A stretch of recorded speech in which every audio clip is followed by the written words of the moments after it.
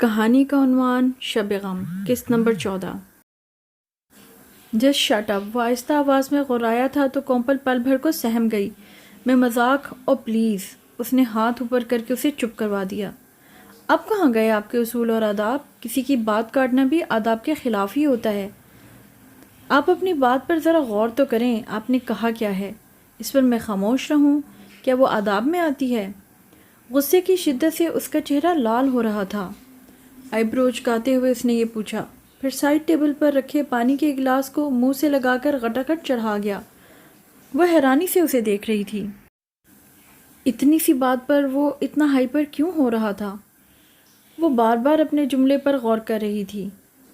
اس نے تو اپنی جانب سے ایک انتہائی عام سی بات کہی تھی، مگر وہ جانے کیوں اس کو کاٹ کھانے کو دوڑ رہا تھا۔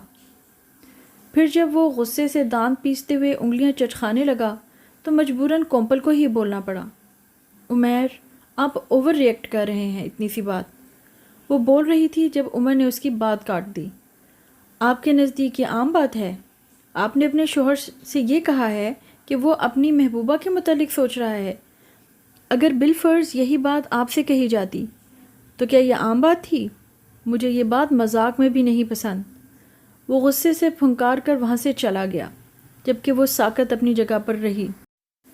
اس نے حقیقتاً کبھی نہیں سوچا تھا کہ وہ بڑی سے بڑی بات پر خاموش اور پرسکون رہنے والا شخص اتنی سی بات پر اس قدر شدید رد عمل دے گا۔ اسے یہ بات ابھی بھی عام ہی لگ رہی تھی۔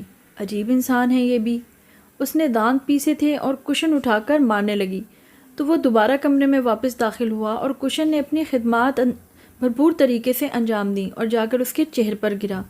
کومپل نے سر تک کمبل تان لیا اور کانوں سے انگلیاں دیتے ہوئے اس کی بات سننے سے صاف انکار کر دیا۔ پتہ نہیں کہاں ہیں وہ آداب ان میں جو امی نے مجھے بتا کر پھنسوا دیا، اس نے کشن بیڈ پر رکھتے ہوئے تلملا کر پوچھا۔ ایک ہفتہ مزید سرک گیا تھا اور ان دونوں کے درمیان کوئی چپکلش تو دور کی بات عام سی بات بھی نہیں ہوئی تھی۔ ان کی شادی شدہ زندگی کو چند ماہ گزر چکے تھے اور آج اس کی سالگرہ والے مہینے کی شروعات ہو چکی تھیں، یعنی اب وہ 24 برس کی ہونے والی تھی۔ وہ زندگی جینے والی لڑکی تھی۔ عمیر کے ساتھ اس نے بہت خوبصورت زندگی کا تصور کیا تھا، مگر عمیر نے تو اس کے سب خوابوں کو کچل ڈالا۔ اسے اپنے خوابوں کے یوں کچلے جانے کا بہت قلق تھا۔ آخر عمیر کو اختیار کس نے دیا تھا کہ وہ اس کی اتنی خوبصورت زندگی کو اپنی بے رخیوں کی نظر کر دے؟ کیا ایسے ہی زندگی گزارنی ہے مجھے؟ کیا کوئی زندگی ہے میری؟ کیا کوئی شکوہ؟ اور اگر شکایت ہے تو مجھ سے انہیں کہنا چاہیے۔ یہ کیا طریقہ ہوا؟ دل چاہا تو بات کر لی اور نہ چاہا تو نہ کی۔ مجھے ان سے دو ٹوک بات کرنی چاہیے۔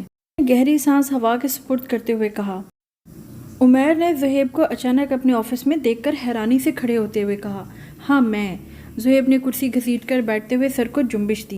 زہیب، تمہیں مجھے بتا کر آنا چاہیے تھا، یہ آفس کا وقت ہے۔ میں اس وقت ضائع کرنے کا بالکل روادار نہیں۔ اس نے ضبط کرتے ہوئے دیکھا۔ تم مجھے اگنور کیوں کر رہے ہو؟ میری کال کا جواب بھی نہیں دیتے۔ اگر میں تمہیں بتاتا تو تم پتہ نہیں کیا کہہ کر ٹال دیتے۔ زہیب نے ٹانگ پر ٹانگ رکھ کر اس کو کنیاتوز نظروں سے دیکھا۔ عمیر ابھی تک کھڑا تھا، وہ اس کو براہ راست جانے کا بھی نہیں کہہ سکتا تھا۔ زہیب، میں اپنی پروفیشنل اور پرسنل لائف الگ رکھنے کا عادی ہوں اور میں یہاں اپنی پرسنل لائف ڈسکس نہیں کروں گا، پلیز۔ اس کے کہنے سے پہلے ہی وہ قطعیت بھرے لہجے میں بولا کہ جیسے اس کو اس ٹاپک پر بات ہی نہیں کرنی۔ یار عمیر، صرف 5 منٹ۔ زہیب جانتا تھا کہ وہ برہمی سے اس سے بات نہیں کر سکے گا، تو انتہائی ملتجانہ انداز میں اس نے چاروں ناچار عمیر سے بات کرنی پڑی۔ کہو، کیا ہوا ایسا؟ تم بلا وجہ تو ایسا نہیں کر سکتے نا۔ زہیب نے سوال پوچھا تو اسے وہ اذیت ناک لمحے یاد آئے جب وہ اس کے خلاف زہر اگل کر اس کی بیوی کو اسے بدگمان کرنا چاہ رہا تھا۔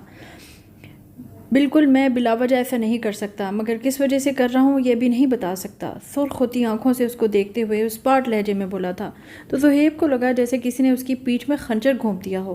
وہ محبت کو لے کر خود غرض ضرور تھا، مگر دوست کو کھونے کا حوصلہ بھی نہیں رکھتا تھا۔ شبہ وہ کومپل کو ہر قیمت پر پانا چاہتا تھا، مگر وہ عمیر کو بھی کسی قیمت پر کھونا نہیں چاہتا تھا۔ وہ اس سے مزید بات کرنا چاہتا تھا، مگر جیسا اس کا انداز تھا زہیب کی ہمت ہی نہ پڑی۔ وہ کہنا چاہتا تھا کہ ہمیں کومپل نے بدگمان کیا ہے، مگر وہ براہ راست کہہ کر اس پر ظاہر نہیں کرنا چاہتا تھا کہ وہ کومپل کو جانتا ہے۔